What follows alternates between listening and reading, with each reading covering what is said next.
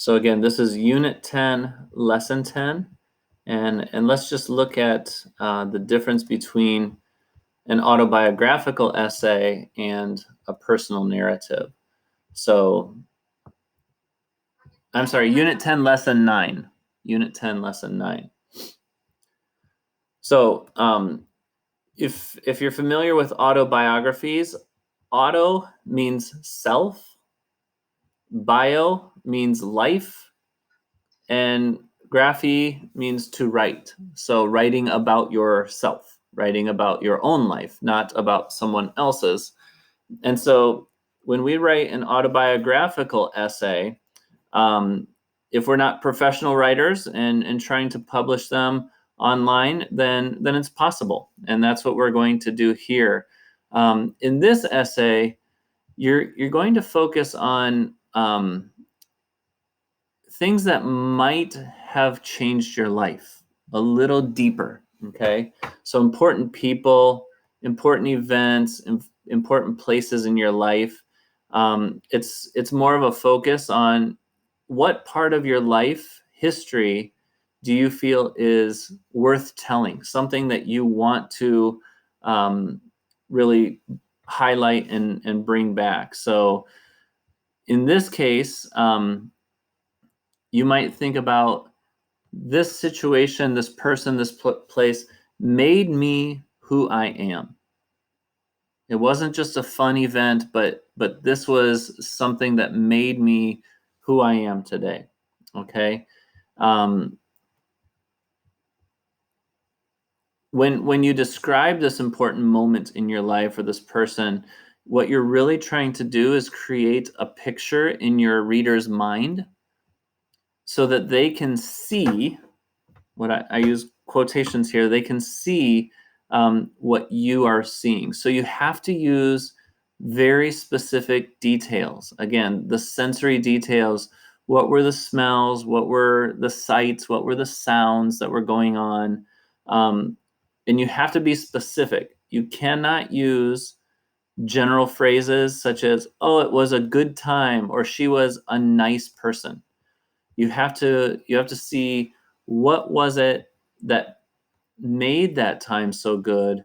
What was it that made that person so nice? Okay, so good to be around. And when we look at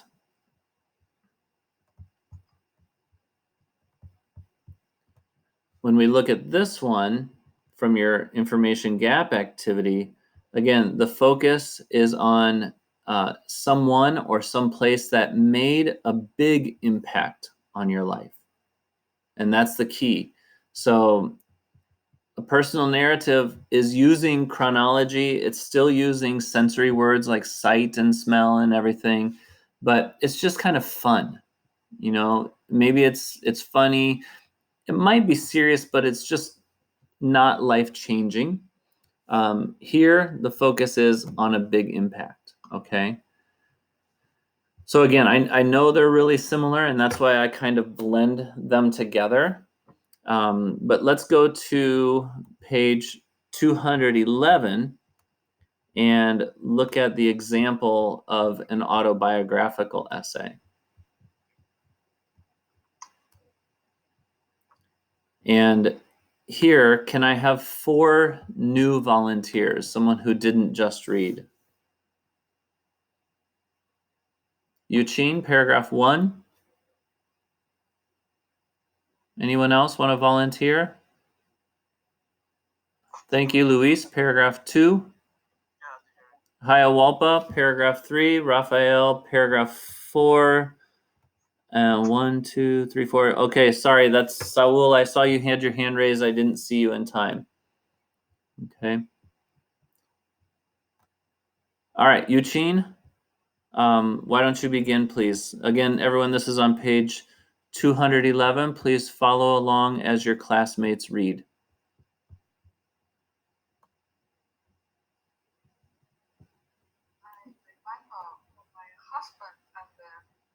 First come to the United States to work. I was 22 years old. One had followed several and had come to California to start a new life. I didn't know much English after all. I had to quit school in the sixth grade to hopefully rise my birth my brothers and sisters. Now that I were well living in Los Angeles, I needed to get a job right now to pay the rent.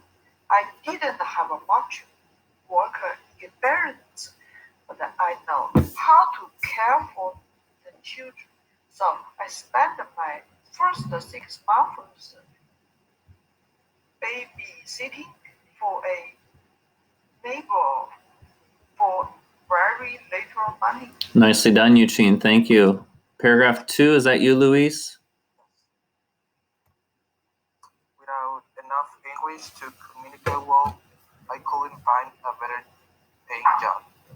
So I signed up for an English class at the local high school. The class met 3 evenings a week. The teacher, Mr. Stevens, was a tall, tiny man in his 50s.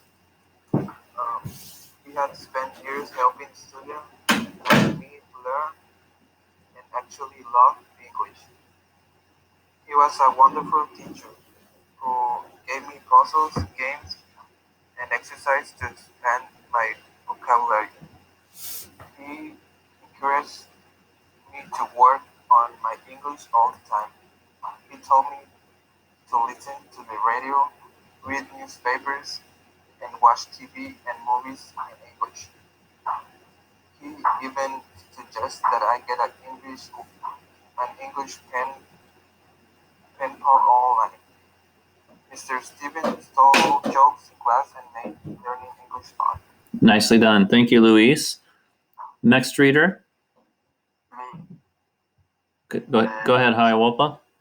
As my English got better, I decided to apply for a cooking job at a non-profit organization called Home Delivery.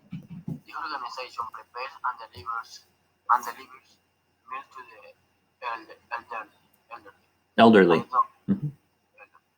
thought, great.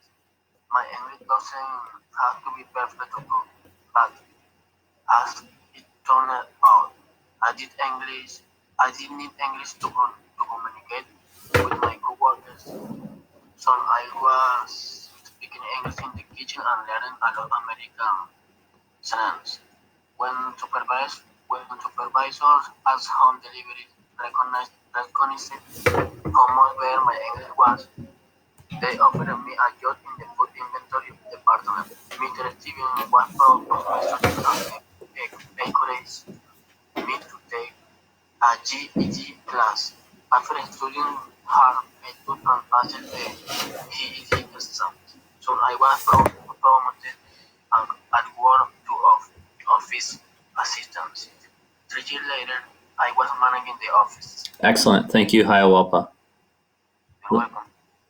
Last reader.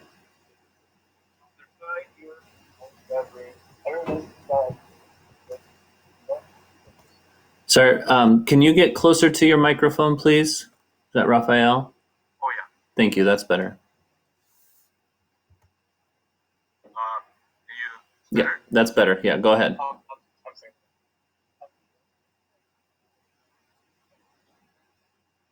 Raphael, we can't hear you. Now? Now we can, yeah. Okay. No. Okay, Raphael, I'm sorry, we can't hear you. Let me finish this one for us here. After 5 years at home delivery, I realized that I had a solid nonprofit resume, so I decided to get a college degree in nonprofit management. I found a local college that offered classes at night. When I think of how I felt when I came to Los Angeles 7 years ago, I'm amazed at how my life has changed. Today, I am in college and have a full-time job at a nonprofit organization. I plan to finish my degree in 4 or 5 years and start my own organization someday.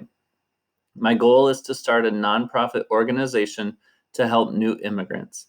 I still have a long way to go, but I have come so far, nothing can stop me now." And then she signs her name. What I want you to notice here in this autobiographical essay, she describes a process that changed her life. Okay. Again, the difference between, according to this book and this publisher, the difference between a personal narrative and an autobiographical essay. In the autobiographical essay, you're really focused on something that changed your life. And in this case, moving to the United States and taking English classes and working at a nonprofit, those were all events that changed her life. Okay. So, again, big impact on your life, or something that didn't change your life but might be funny or serious. The one thing that I noticed in this example in the book is that they don't really focus on sensory words. Okay, so when you're